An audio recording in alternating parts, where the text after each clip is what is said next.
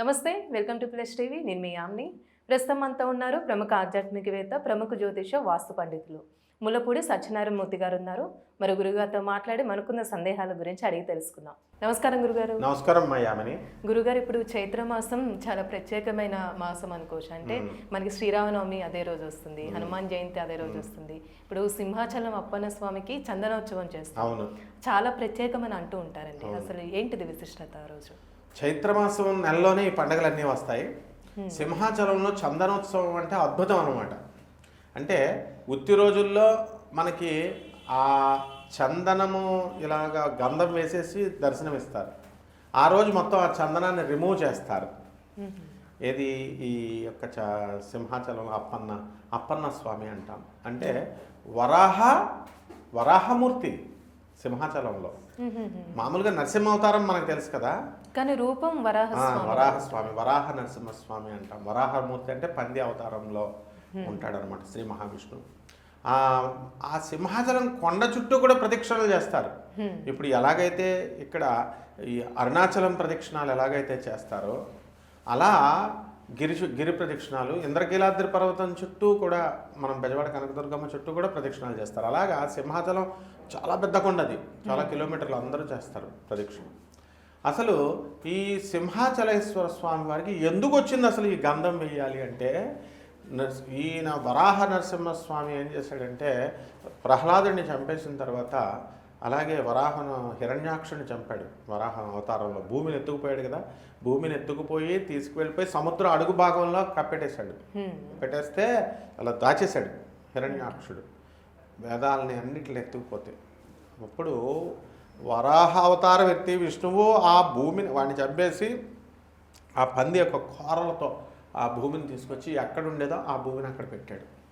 ఎక్కడుండేదో ఆ భూమిని అక్కడ పెట్టకపోతే మొత్తం సమస్త సృష్టి నాశనం అయిపోద్ది. ఎలా అంటే, ఇప్పుడు ఇక్కడ సూర్యుడు ఉన్నాడు, ఇక్కడ చంద్రుడు ఉన్నాడు, ఇక్కడ భూమి ఉంది, ఒకదాన్ని ఒకటి ఆకర్షించుకొని లైన్లో పెట్టుకుంటాయి, గురుత్వాకర్షణ శక్తితో బంధించుకొని ఉంటాయి ఒకదాన్ని ఒకటి.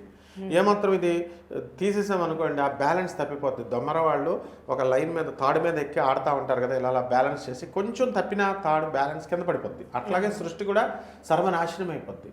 అందువలన ఆ విష్ణుమూర్తి యొక్క బాధ్యత అది. అప్పుడు అతను చంపేసి ఆ భూమిని తీసుకొచ్చి ఇక్కడ పెట్టి బ్యాలెన్స్ అని రెస్టోర్ చేస్తాడు. సో అలాగే నరసింహస్వామి ప్రహ్లాదుని చంపేసిన తర్వాత ఆ ఉగ్రం తగ్గట్లేదు. వరాహ నరసింహస్వామి కూడా మనకి హిరణ్యాక్షుని చంపిన తర్వాత తగ్గట్లేదు. హిరణ్యాక్షుడు ఎవడో కాదు, హిరణ్యకశిపుడు అన్న, ప్రహ్లాదుడు వాళ్ళ పెదనాన్న. అప్పుడు ఏం జరుగుతుంది, వెళ్ళిపోయి భూమిని అన్నిటిని పారగొట్టేస్తున్నాడు నరసింహావతారంలో, వరాహావతారంలో కొట్టేస్తుంటే అప్పుడు ఎవ్వరు వెళ్ళినా దేవతలను వాళ్ళని కూడా కొట్టేస్తున్నాడు. లక్ష్మీదేవి నీ మొగుడే కదమ్మా వెళ్ళంటే, హాయ్ డార్లింగ్ అని చెప్పి లక్ష్మీదేవి వెళ్తుంది. వెళ్తే ఆమెను కూడా అంటాడు. ఎందుకని? మహోగ్రంలో ఉన్నాడు. ప్రేమగా ఉన్నప్పుడే భర్త దగ్గరికి వెళ్తే కుదురుతుంది. అసలు ఆయన చికాకుల్లో టెన్షన్లో ఉంటే ఎలాగా? కాబట్టి ప్రహ్లాదుని, అరే నువ్వే కదరా, నీకోసమే కదరా అవతారం వచ్చాడు, ఆయన దగ్గరికి వెళ్ళంటే ఆయన్ని కూడా తోలేస్తాడు. చెంచులక్ష్మి విష్ణుమూర్తి యొక్క లవర్. ఇక్కడ నాచారం నరసింహస్వామి కూడా ఉంది. ఇక్కడ అక్కినే నాగేశ్వరరావు గారు చెంచులక్ష్మి సినిమా తీశారు. చెంచులక్ష్మి బోయ వనిత ఆమె చెంచు వాళ్ళ అమ్మాయి. ఆమె కూడా లక్ష్మీదేవి కింద వచ్చేసరికి ఆమెను కూడా చల్లబడ్డు. ఇక ఇలా వెళ్ళిపోతూ ఉంటే ఈ భూమిని కనబడిన దాన్నల్లా ఒక్కొక్క ఫుట్బాల్ కింద తంతున్నాడు. ఇప్పుడు మనం కోపంలో ఉన్నప్పుడు అది ఇది పగలగొట్టేస్తాం కదా, ఆ టైప్లో. అప్పుడు దేవతలంతా వెళితే శివుడిని వేడుకుంటే శివుడు ఏం చేస్తాడు, వీరభద్రుడిని పంపుతాడు. ఇప్పుడు కోపంలో ఉన్నప్పుడు మనం వాడికంటే అవతలవాడి కంటే కోపంగా తయారయ్యామనుకప్పుడు కొంచెం భయపడతాడు కదా అని. నరసింహస్వామిని ఎవరు కంట్రోల్ చేయలేకపోతారు. వీరభద్రుడు కూడా ఓడిపోతుంటే సాక్షాత్తు పరమేశ్వరుడే శరభేశ్వరుడిగా అవతారం ఎత్తుతాడు. శరభేశ్వరుడిగా అవతారం ఎత్తి ఆయన కంట్రోల్ చేస్తుంటే ఆయన ఇద్దరు కలిసి ఎవరు కంట్రోల్ అవ్వట్లే. ఈయనకి కూడా కోపం ఎక్కువైపోయింది. ఆయన వింగ్స్లో ప్రత్యంగిర అమ్మవారు ఉంటుంది. అప్పుడు ఆ ఎవరు శరభేశ్వరుడు వింగ్స్లో, ఆ రెక్కల్లో, అప్పుడు ఆ ప్రత్యంగిర అమ్మవారిని ఉంటే ఈ దేవతలందరూ, ఇంద్రుడు ఏమడుగుతాడు, అమ్మ పార్వతీమాత నువ్వు ఇంకా ఎంటర్ అవ్వాల్సినటువంటి అవసరం ఉందమ్మా అంటే, అప్పుడు ఆమె డైరెక్ట్గా ఎంటర్ అయిపోదు. తన కొడుకైనా సరే మహాగణాధిపతిని పూజ చేసి విఘ్నాలు లేకుండా ఏదో ఒక మార్గం చూపించరా నాయన అంటే, ఆయన ఏమంటాడు, ఎట్టి పరిస్థితుల్లో వేరే మార్గం లేదమ్మా, నరసింహస్వామి కోపం తగ్గదు అంటాడు. అంటే మరి ఎట్లా అంటే ఒక ఉపాయం ఉంది, గంధం వేసేస్తే తగ్గుద్ది అంటారు. అందుకని ఈ గంధోత్సవం వచ్చిందన్నమాట, చందనోత్సవం. గంధాన్నే చందనం అంటాం. సరే వేయిద్దామా అంటే నరసింహస్వామి దగ్గరికి వెళ్ళేది ఎవడ వెళ్ళగలుగుతాడు? అది ఒక పెద్ద స్పీయర్ లాగా తన చుట్టూ ఒక ఆరా ఉంటుంది, బాల్ లాగా. అందులోకి లోనికి దేవతలు వెళ్ళకపోతున్నారు.